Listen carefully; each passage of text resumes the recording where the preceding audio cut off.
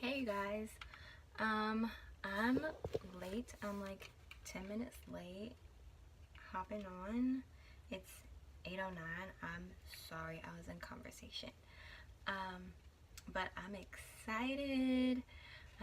It's Wednesday, it's hump day, but we're gonna act like it's yesterday, Budgeting and Abundance Tuesday. Um, I'm excited for tonight's topic, y'all. We are going to be talking about the two income trap for people who I'll explain it later. And let me see. Do I have any updates for you guys? So we are in my calendar. We are in the fourth month of October, final month. Budget is going good. Let me pull that up for y'all. I'm gonna work from my iPad instead of my computer.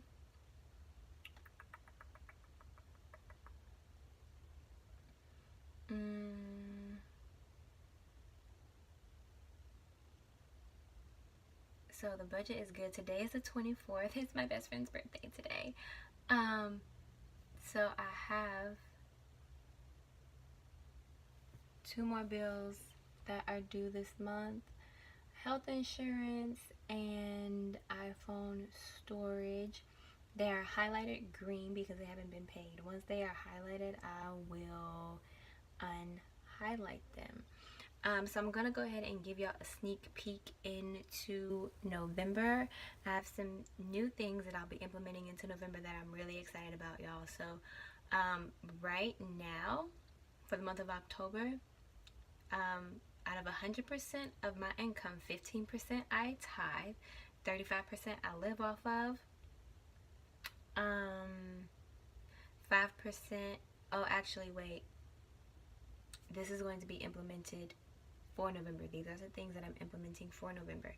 Okay, so 15% I'm gonna tithe, 35% I'm gonna live off of, 5% I'm gonna save, 30% is gonna go to debt, and 15% is gonna be my fun money. Okay,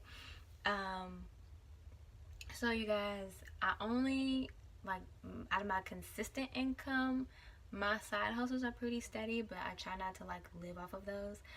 The income that like I live on and save on and pay bills on is my live-in nanny income, which is $800 a month. That's what I make every month from being a live-in nanny. Now, I don't have a car note, I don't pay car insurance, I don't pay rent, I don't pay light bills, I don't have kind of like regular bills, because being a live-in nanny, all of my living expenses are taken care of. So I get paid $800 a month. So with the $800 that I have, I'm going to break down those percentages. Hey Courtney, hey girl. I'm going to break down those percentages. So the 15% that I tithe, that's $120. So 80% of that goes, or $80 of that, I'm sorry, goes to my home church, and $40 of that goes to my Bible study group. Out of the 35% that I live on, that goes to like the bills that I have, which is Audible, Netflix, Amazon, my cell phone, additional storage for my phone, groceries, my healthcare, and gas in my tank. That is $280. 35% of 800 is $280. Now 5% of that I save, which is $40 a month, and 30% goes to debt, student loans, consumer debt, whatever, and that's $240. And 15% of that is my fun money. So what I use to get my hair done, nails done, pageant prep, whatever, and that's $120. So in order of importance, we have tithing, then living, savings, debt, and fun.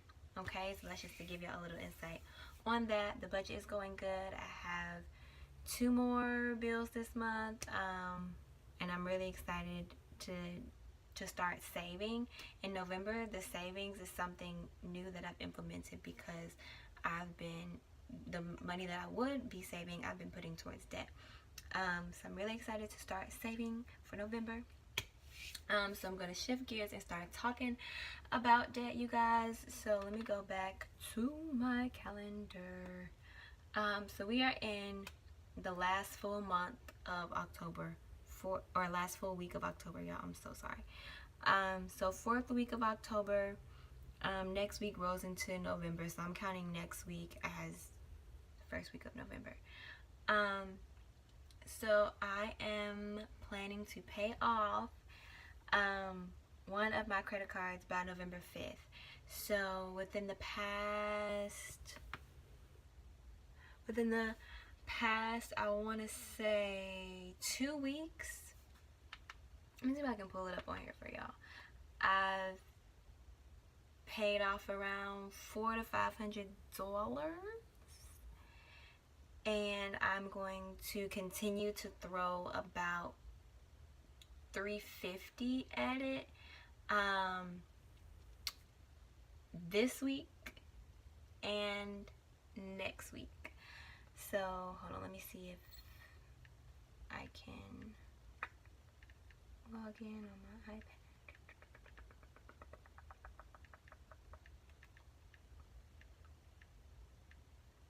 I also kind of put this on oh, okay, it came up. Okay, guys, so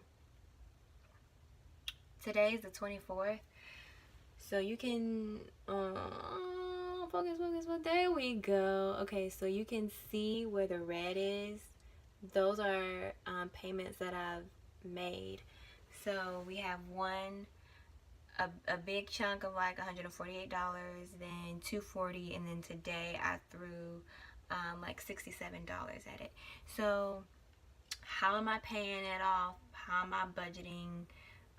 How am I deciding how much money to throw at it? I'll do that in another video after it's paid off, and I'll go through kind of how I set a timeline out, like for, you know, how long I wanted to take to pay it off, how much money I wanted to throw at it, all that kind of stuff.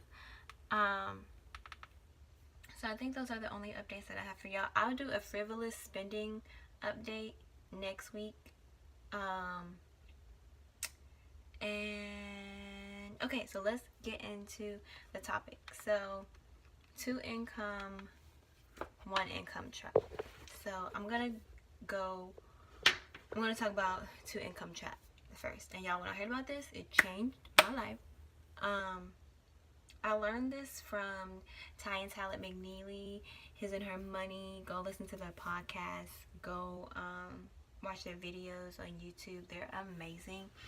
Okay, so I'm going to talk to 2 income people first. So this applies to you if you're married or if you're living with your significant other and y'all are living off of and surviving and paying bills off of both of y'all's incomes combined. Okay? That is bad. I have friends or know people who like moved in with their boyfriend or their girlfriend, and the main reason was so that they could help each other out with bills. That's dumb. One, that's an indication that you're living above your means, so you need to reevaluate like your bills and your rent and stuff like that. So I'm gonna tell y'all why this is bad. 2 people should never come together living off of both of their incomes, because if somebody gets hurt at work, if somebody gets laid off, if somebody decides they want to be a stay-at-home mom or a stay-at-home dad, or I don't know, that they just don't want to work anymore, then you go from, you know, maintaining a lifestyle from 2 incomes down to 1, and you're in the hole because one of y'all is out of a job for whatever reason, and now you get behind on bills, or you can't pay bills, or the one person who is still working has to find additional work or whatever. When you're living on 2 streams of income from 2 different people, you're living above your means.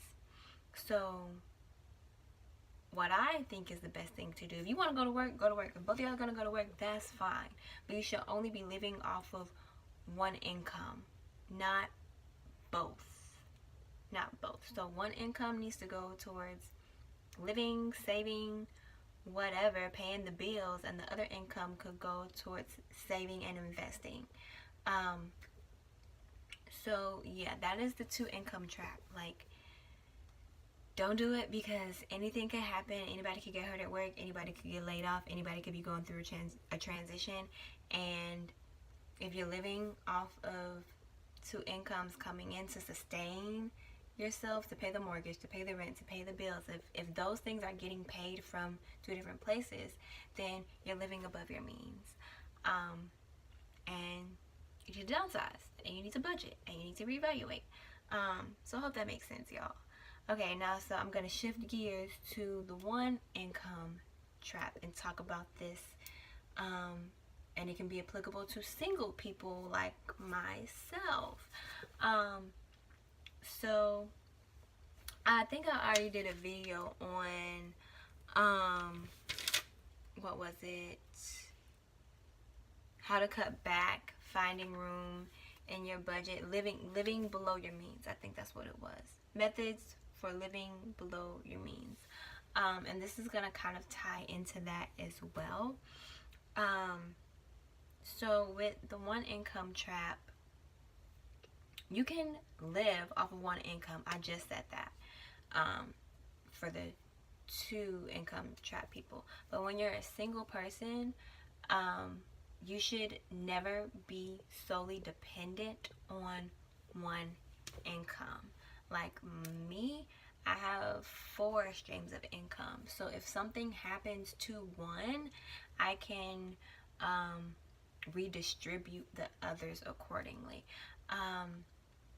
Even people who like have big, great corporate jobs or are doing great, for themselves, I still think it's crazy that they're only doing one thing, that they only have one stream of income coming in. Like, I don't care what you do, you should never be just making money one way, and you should never be solely dependent on supporting yourself one way.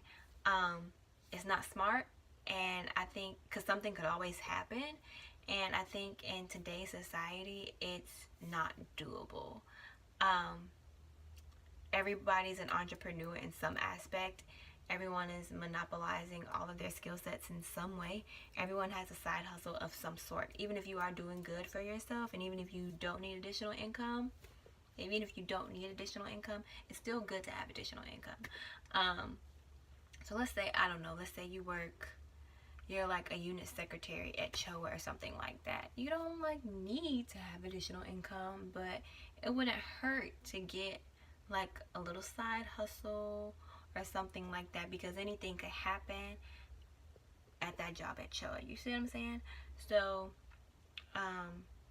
don't live off of two incomes, because if you do, you're living above your means. And don't be solely dependent on one income, because anything can happen to that one income, and that's not smart either. I just think it's best to monopolize, all of your skill sets. But y'all, that two income trap is real. If you have a spouse, or if you living with your significant other, y'all should not be paying the bills on both of y'all jobs. Get a smaller apartment, get a smaller place, budget, downsize, live off of one income, save and invest, and be generous with the other. It doesn't matter who's making more money or who's making less money, whatever the case may be. Just pick somebody's income to live off of and save the other. So yeah, you guys, that is all that I have for y'all. I hope this was helpful. I hope it gave you insight. With, it basically all goes back to living below your means, not within your means, but below your means. So yeah, I hope it was helpful. I hope it gave you insight. I know a lot of people don't like to hear about the two income thing because it's so common. But yeah, so I hope you guys enjoyed it. I'm gonna go make my tea, and I'm currently watching Transformation Church, the Next Christmas series sermon, which came out like 2016, but it's applicable to like the end of every year, and it's really good. So I'm gonna go have my tea and take my notes on that. So yeah, you guys, send me topics or questions that you want me to discuss or that you want me to give insight on.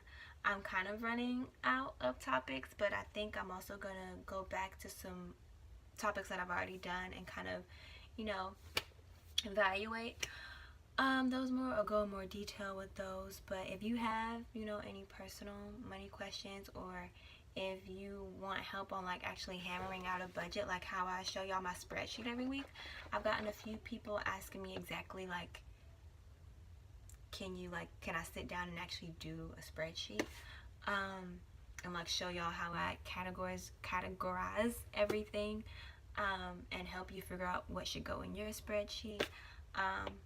So I'm more than happy to do stuff like that. So that's it, you guys. Go live your life in abundance. Jesus wants abundance for you in every aspect of your life. Your money is no exception. He wants it for you not only in heaven with him, but here on earth. So let's live abundantly, and I'll see you guys.